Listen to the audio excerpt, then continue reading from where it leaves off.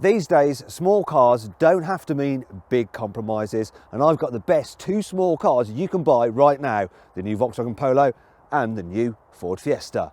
But which should you choose? To help you decide which of these two cars is right for you, I'm going to critique their designs. I think there's something a little bit fishy about the way this new Fiesta looks. Find out how practical they are, And get your coat stuck at the same time. see what they're like to drive, Thankfully, it still has that fun element, and compare their quality. and it just helps it feel premium.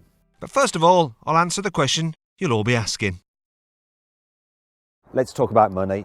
So this is the range-topping Vignale version of the Ford Fiesta. It costs around £21,000. This is the SEL version of the Polo with the automatic gearbox, and it's £19,500. Now, they're not actually matched for specs very well. What could make a real difference though is how the cars look.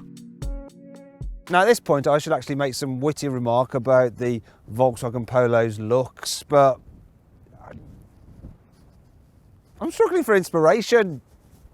All I can really come up with is that it looks new, but not that new. However, the new Fiesta is noticeably more different to its predecessor, especially round the back where it's a bit van-like. The front is better though, and this one reminds me of something. I don't know what it is, but I think there's something a little bit fishy about the way this new Fiesta looks.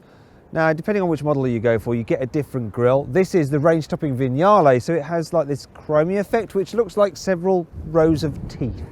Meanwhile, the ST line has this sporty grille and the titanium this posher grille. So, the Fiesta has a slightly different face depending on how much you spend. The Polo doesn't quite have the variety of outfits as the Fiesta, but this mid-range SEL does have visual essentials, such as alloy wheels. But what about the cabin? Now, you could argue that the interior design isn't the most exciting, and indeed it's not, but it looks smart, it's tidy, it's all very functional, and the quality is really good for a small car. So you've even got really squidgy plastics here on the lower part of the dash and on the top, but the highlight for me is the steering wheel. So the leather feels expensive, it's got a nice chunky solid feel to it as well, and that's a bit of the car you touch, and it just helps it feel premium. There's something really attractive about the Ford too. The interior design of this new Fiesta is just so much better than in the old car. It's interesting, and quality is pretty good as well. Now, this is a range-topping Vignale version, so you get stuff like leatherette on the dash with stitching and special purpley bits of trim and quilted leather seats. But it's all a bit unnecessary when you consider that this range-topping version costs over £20,000. Right, you don't need it. Now, titanium models and above come with this lovely 8-inch screen, and compared to the one in the old car, the old simple little infotainment system you used to get, it's a godsend. In the front then, there's not much to choose between the two cars. They both have good driving positions and a decent quality for the price. It's easier to find your way through the Polo's infotainment system, but having the screen so high in the Fiesta means you don't have to take your eyes off the road for quite so long when you're using it. So effectively, the cars are pretty much neck and neck. But are they equally matched for rear passenger space? If you want a small car but still need to give your friends and family a lift regularly, then look no further than the Polo, because it's surprisingly large here in the back. I mean, it really is. Even people over 6 foot should be fine. And there's some neat features as well. So look, not only have I got enough room to take my jacket off, but I have a little hook for it just there, which keeps it nicely out of the way. My only complaint is this, look. The rear windows really don't go down very far at all. Why? Sadly, there's a lot more to complain about in the Fiesta. The Ford Fiesta's Achilles heel has always been its practicality, and even though Ford claimed to have made this car a bit more spacious than before, it's still tight here in the back, even by small car standards. That means you should definitely choose the Polo over the Fiesta if space is most important to you. It has more room in the back, and it's more comfortable with 3 across the rear seat. It's also the one to choose if you have small children. You'll find it easy to get a child seat in through the doors, and the ISOFIX mounts aren't hidden away like they are in the Ford. When it comes to boot space too, the VW looks like it could be better than the Fiesta. The Polo's boot is not only big for a car of this size, it's also very flexible. If you get the adjustable boot floor, look, you can raise it up and get your coat stuck at the same time.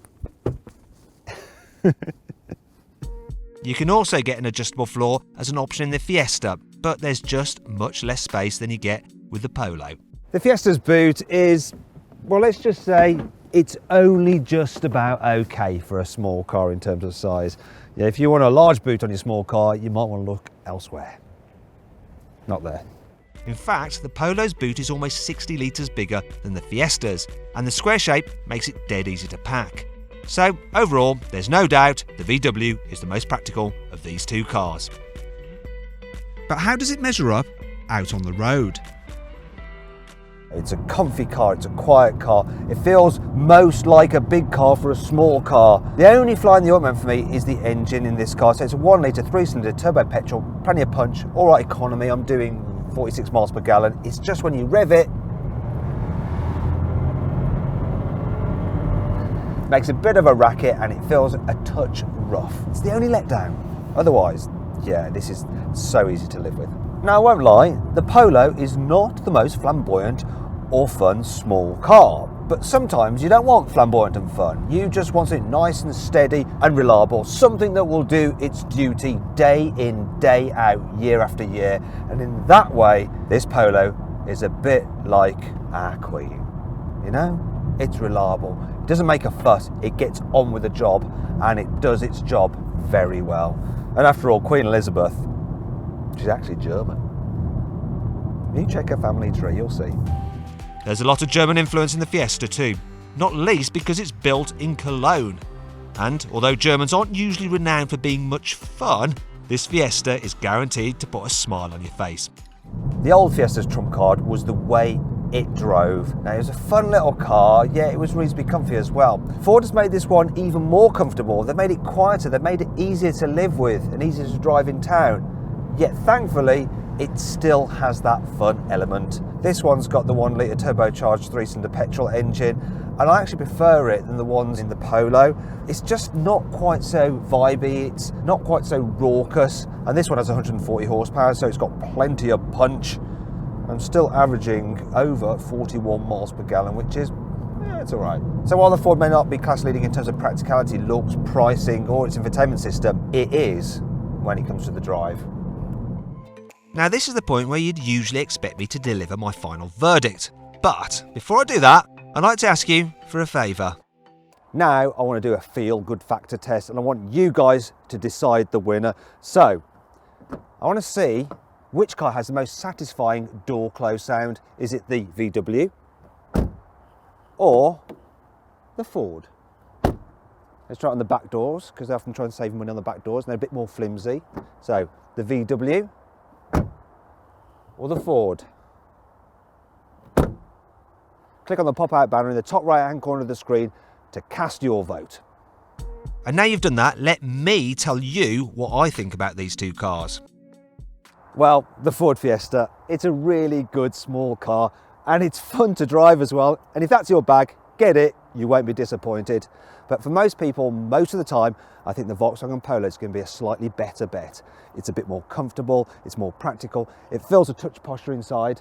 Basically, it's the better all-rounder, and that's why it wins this test.